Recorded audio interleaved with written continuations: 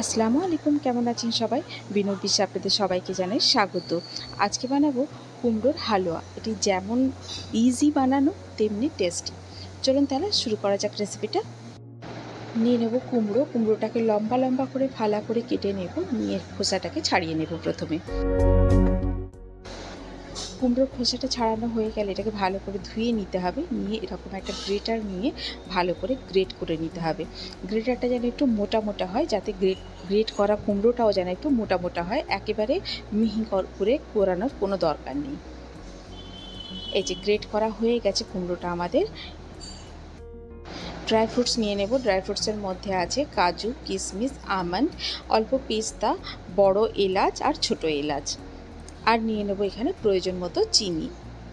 এবারে গ্যাসটাকে অন করে দেবো, করে একটা কুকার চাপিয়ে দেবো। কুকারের মধ্যে দিয়ে দেবো সামান্য পরিমাণের ঘি বা তেল দুটোই দিতে পারেন, সাদা তেলও দিতে পারেন বা বাটার দিতে পারেন, তবে আমি বলবো ঘি দিলেই বেশি ভালো হবে ফ্লেভারটা। দিয়ে দেবো এখানে কোরানো কুমড়োগুলো, দিয়ে একটু নাড়াচাড়া করে নেবো খানিকক্ষণ।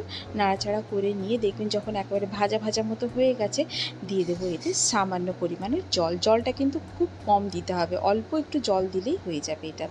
দিয়ে আমি এতে দুটো থেকে তিনটে হুইসেল লাগালে এটা সেদ্ধ হয়ে যাবে।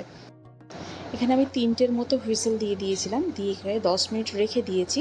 রেখে দেওয়ার পরে এবার এটাকে খুলে দেখবো যে কুমড়োটা ঠিকঠাক মতো সেদ্ধ হয়েছে কিনা।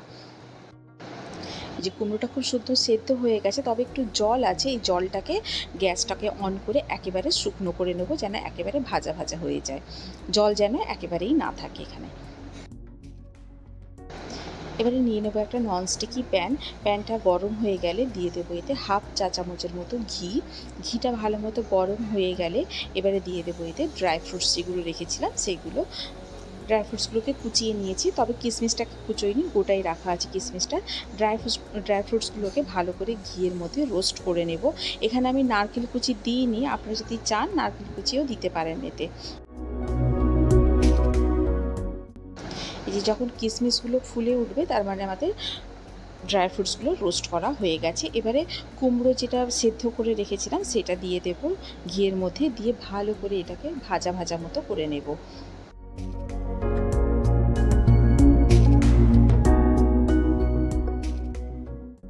বেশ খানিকক্ষণ ভাজা ভাজা মতো করে নিয়ে দিয়ে দেবো এতে প্রয়োজন মতো চিনি আর 1 কাপের মতো দুধ, দিয়ে এটাকে ভালো করে নাড়াচাড়া করে নিয়ে চিনিগুলোকে মেল্ট হতে দেবো। চিনিটা যখন মেল্ট হয়ে যাবে আর যখন কুমড়োটা একেবারে ঘন হয়ে আসবে, তখন ফ্লেমটাকে একেবারে লোয়ে করে দেব, দিয়ে এইভাবে নাড়াচাড়া করতে থাকবো। যখন প্যানের তলাটা ছেড়ে আসবে তখন এইভাবে টস করে নিলেই হয়ে যাবে। যদি টস করতে না পারেন তাহলে একটু খুন্তি দিয়ে ভালো করে নাড়াচাড়া করে নিয়ে যখন একেবারে শুকনো শুকনো হয়ে যাবে, গ্যাসটাকে বন্ধ করে দেবো, দিয়ে ড্রাই ফ্রুটস কুচি উপর থেকে ছড়িয়ে দেবো। তবে ড্রাই ফ্রুটস কুচি উপর থেকে ছড়ানোটা একেবারে অপশনাল, আপনারা যদি না চান নাও দিতে পারেন। আজকে আমি এটাকে সার্ভ করেছিলাম কুমড়োর তৈরি লাচ্ছা পরাঠা দিয়ে, যেটার রেসিপি আমার চ্যানেলে আগে আপলোড করা আছে, আপনি যদি চান গিয়ে দেখে আসতে পারেন। আর আপনারাও ট্রাই করুন, রেসিপিটি করে জানান আমাকে কেমন লাগলো। যদি ভালো লেগে থাকে তাহলে বন্ধুদের সঙ্গে শেয়ার করুন, আর যদি কোনো নতুন বন্ধু থেকে থাকে তাহলে আমার চ্যানেলটিকে সাবস্ক্রাইব করে পাশে থাকার অনুরোধ রইল। আজ তাহলে এই পর্যন্তই, আবার দেখা হবে।